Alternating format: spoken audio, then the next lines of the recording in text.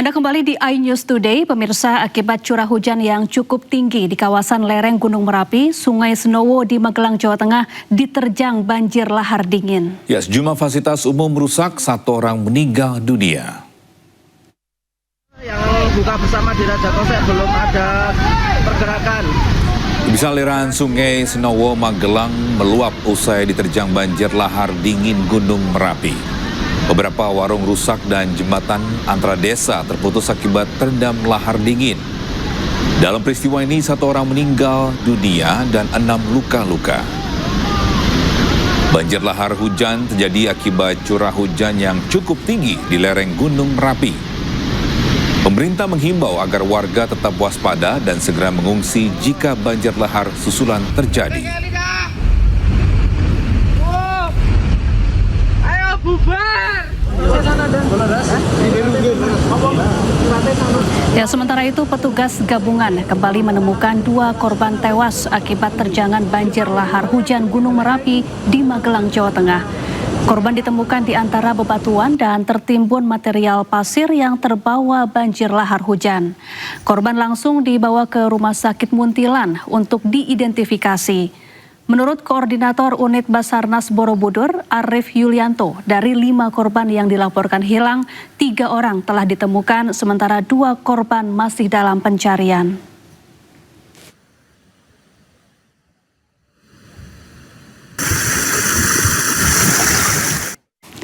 Ya, curah hujan tinggi di kawasan lereng Gunung Merapi menyebabkan Sungai Senowo di Magelang, Jawa Tengah diterjang banjir lahar dingin. Ya, sejumlah fasilitas umum rusak dan beberapa warga dilaporkan hilang.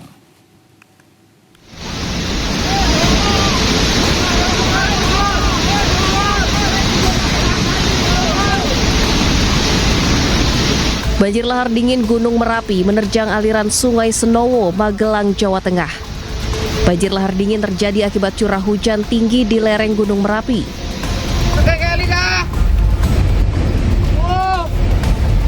Ayo bubar! Sejumlah fasilitas umum rusak, jalan antar desa terputus, dan jembatan tergenang lahar dingin. Hingga saat ini ditemukan 1 korban meninggal dunia dan 6 luka-luka, sementara 4 lainnya dilaporkan hilang. Tim gabungan akan melakukan pencarian dan penyisiran di jalur Sungai Senowo. Kalau kerusakannya yang jelas pasung. Ini ada jalan, jembatan, rumah, warung. Ini sudah hanyut. Terus korban kendaraan bermotor, truk, itu akses jalan terputus. Ini ada 2 dusun yang terisolir ya. Pemerintah menghimbau warga untuk segera menjauhi lokasi jika terjadi hujan terus-menerus dan selalu mengikuti informasi terkait perkembangan Gunung Merapi. Dari Magelang, Jawa Tengah, Puji Hartono, iNews melaporkan. Bisa diterjang angin kencang, sejumlah tiang listrik ambruk tertimpa pohon besar yang tumbang. Ya, beberapa rumah warga dan kendaraan ikut rusak.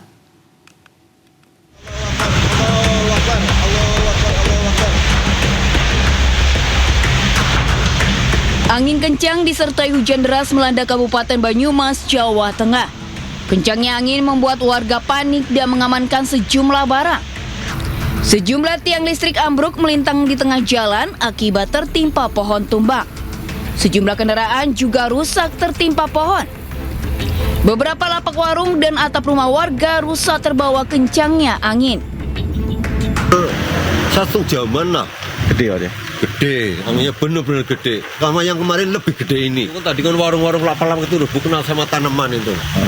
Sempat pada panik ya Pak ya tadi? Ya semuanya rata-rata angin jelas panik. Hingga kini BPBD masih mendata kerusakan yang terjadi di sejumlah wilayah di Banyumas. Sementara sejumlah warga dan tim SAR berupaya memperbaiki kerusakan bangunan. Warga pun diimbau untuk tetap waspada terhadap cuaca ekstrim. Dari Banyumas, Jawa Tengah, Seladin Ayubi, iNews melaporkan. Pemirsa, antrean panjang kendaraan truk terjadi di Pelabuhan Merak, Kota Cilegon, Banten pada dini hari menjelang sahur hingga ke jalur Cikuasa Atas. Ya, kepadatan dipicu meningkatnya volume truk yang akan menyeberang menuju Pulau Sumatera.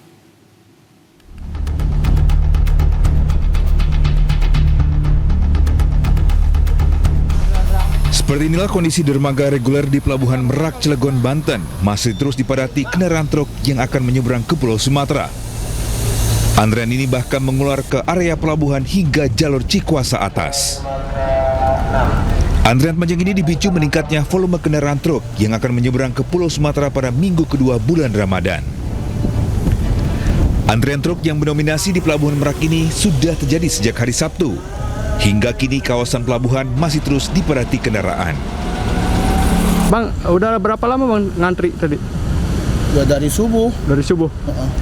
Soalnya dari subuh, dari keluar gerbang tol.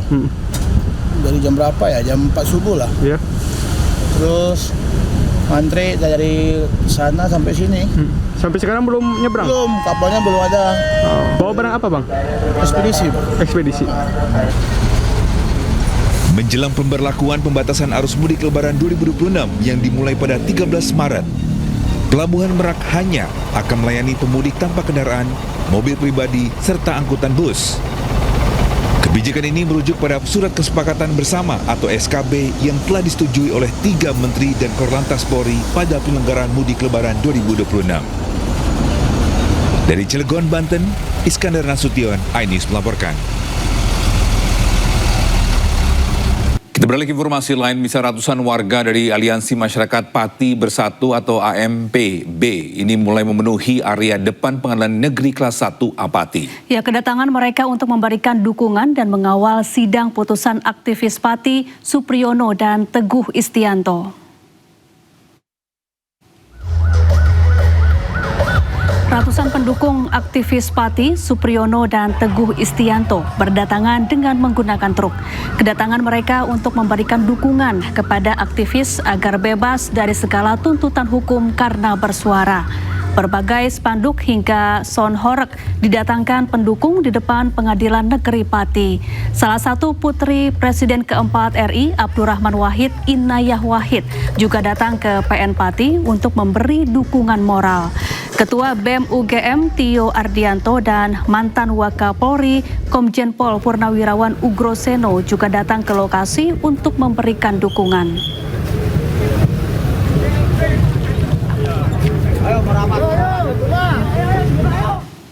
Ya, untuk mengetahui informasi terkini kita sudah bergabung dengan rekan Vindi Agil di Pengadilan Negeri Kelas 1 Apati. Ya, Vindi, apakah sidang sudah mulai?